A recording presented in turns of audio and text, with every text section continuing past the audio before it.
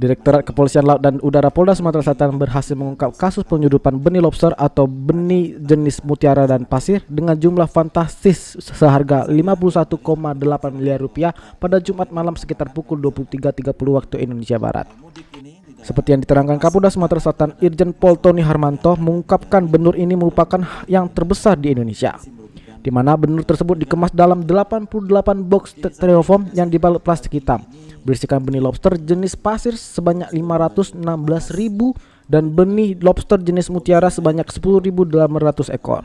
Kata Irjen Pol Tony Harmanto, benur tersebut berasal dari Lampung melalui tol. Para penyeludup ini masuk ke wilayah Sumatera Selatan, Banyuasin, tepatnya di pinggiran sungai di Desa Merah Matah.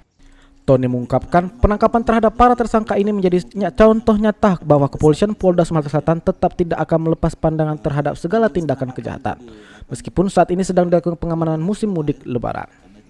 Atas tindakannya, ketiga tersangka yang berperan sebagai juru angkut tersebut terancam dijerat dengan pasal 88 Ju pasal 16 ayat 1 atau pasal 92 Ju pasal 26 ayat 1 Undang-Undang RI nomor 31 tahun 2004 tentang perikanan. Pasti 100.000 ya.